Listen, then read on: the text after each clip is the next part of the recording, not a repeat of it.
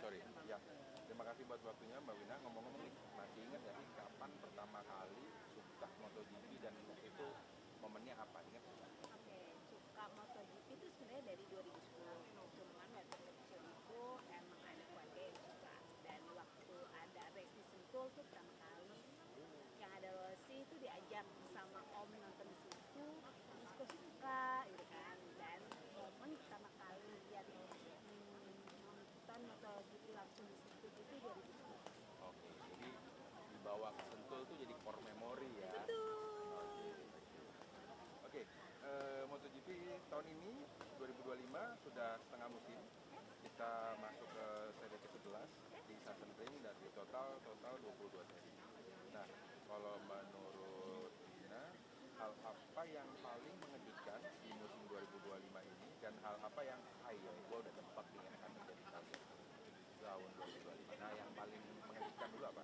Yang paling mengejutkan itu dengan pernyataannya si Martin sih gitu kan. Maksudnya ya kan sama-sama berdua dan akhirnya juga udah mencoba untuk bernegosiasi akhirnya dapat Martin. Cuman balik lagi kita kan nggak tahu ya kondisinya pembalap itu bagaimana gitu kan, terus dengan timnya gimana, tapi so far kita lihat aja semoga hubungannya lebih baik lagi. Jadi nggak expect ada rider juara dunia cabut sebelum sebelum kontraknya berakhir ya. Bahkan dengan itu belum Boleh suaranya agak kenceng ya? ya Oke. Terus itu yang paling mengejutkan. Kalau yang paling udah ketebak banget apa? yang ketebak banget pastinya Marquez yang menjuarai setiap serinya, dia comeback lagi, dia menemukan feel balapnya lagi, oke dengan motor yang memang sudah bagus ya di lintasan. Ya udah tinggal bagaimana Marquez bisa mempertahankan setiap di seri-seri sebelumnya. Walaupun dia crash, tetap aja menang di sprint, tetap aja menang di race, tapi emang comeback Marquez. Kasih aja pialanya sekarang nggak sih? Kayaknya sebelum summer break dia udah bisa dapet pialanya deh. Oke. Nah, Marc Marquez itu pimpin klasemen sekarang. Banyak yang bilang ya memang skill jago, tapi juga ini berkat bantuan Alex yang sebenarnya Alex itu banyak orang bilang kenceng, tapi nggak bener-bener ingin compete sama kakaknya, nggak pengen lewatin kakaknya. Bahkan ada yang paling nyinyir bilang Alex tuh lagi ngawal Mark.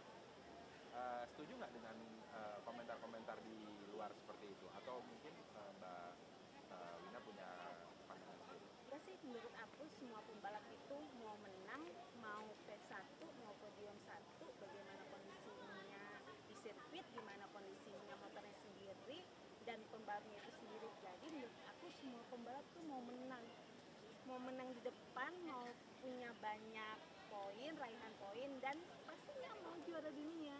Jadi yang awal-awal itu kalah, walaupun adik sendiri ya, tapi kan dia ada jiwa pembalap yang gue mau menang loh. Mantap. Nah, sebenarnya kalau dilihat dari skillnya, sebenarnya kalau ini versinya Mbak Wina.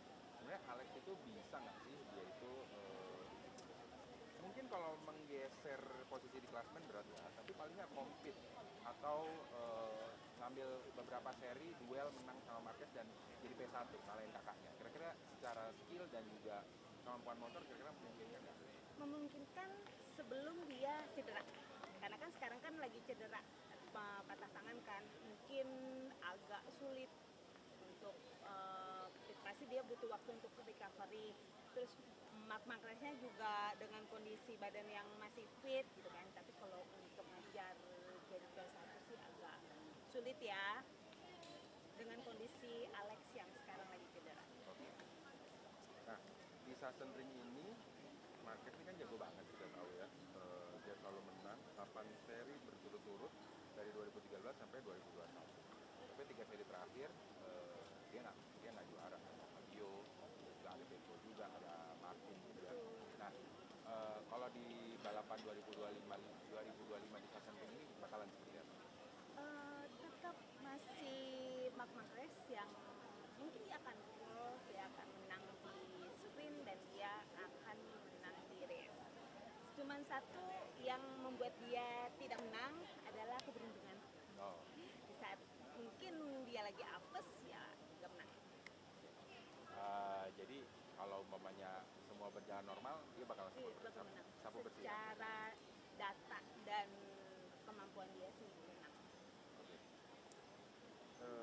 Oke, kalau bisa ngomong langsung sama Marc Marquez, kira-kira apa yang Mbak Wina mau sampaikan? Silakan ngomong sama Marc Marquez. Siapa mau sampaikan? Ya. Hi Mark, welcome back to the race, and ya semoga ini jadi tahun kamu jadi juara dunia. Gak apa-apa, tetap semangat dan good luck. Oke, mantap. Terus berikutnya nih, tentang Marquez sudah selesai. Kita move on ke Martin.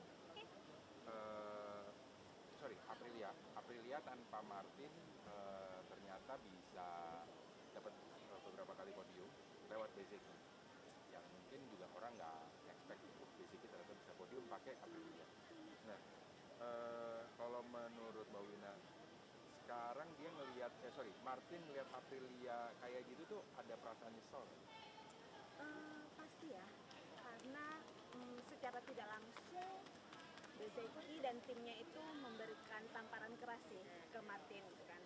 Enggak kok, motornya bisa juara, bisa podium 1 walaupun dibawa oleh Bezzecchi.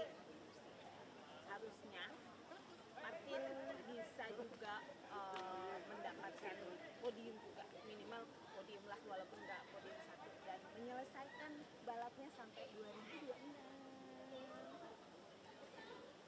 Nah, kalau nanti Martin balapan lagi, kira-kira dia bisa nggak nyalip raihan poinnya Bezzecchi?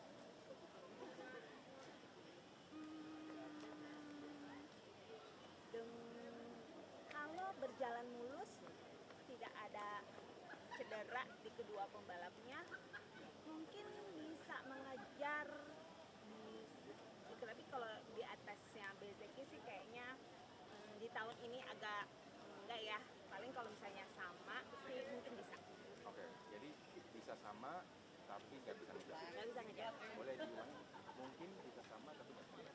Mungkin bisa sama tapi nggak bisa ngejar.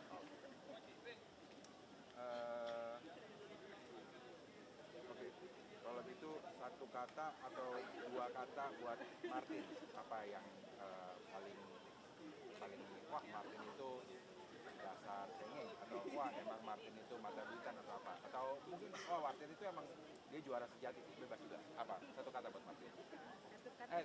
Atau kata-kata buat Martin? Oke, buat Martin, kembalilah membalap seperti tahun-tahun sebelumnya. Selesaikanlah race-nya sampai di Valencia. Semangat! Oke. Kita move on lagi. Klasemen sekarang ini dikuasai trio Ducati, Marc, Alex, dan Rico. Tapi di luar itu ada juga yang bilang Fabio Quartararo bisa jadi ancaman, karena berapa kali dia pole position kan. Dia kalau lagi step check poinnya waktunya bagus banget. Kalau menurut Wina, kira-kira gimana tentang Fabio Quartararo? Fabio, kalau Yamaha dengan motornya sekarang dan ada progres yang bagus, sebenarnya Fabio juga bisa ngacak-ngacak race yang di depan. Dia pembalap yang bagus, dia ada skill, tinggal motor aja yang bisa mendukung atau enggak dia sampai bisa menyelesaikan race ataupun bisa podium. Oke. Terus kira-kira apa sih yang bisa bikin Fabio itu bangkit gitu? Dia maksudnya tahun ini jadi lebih baik buat Fabio gitu. Kira-kira apa? Lihat dulu ya.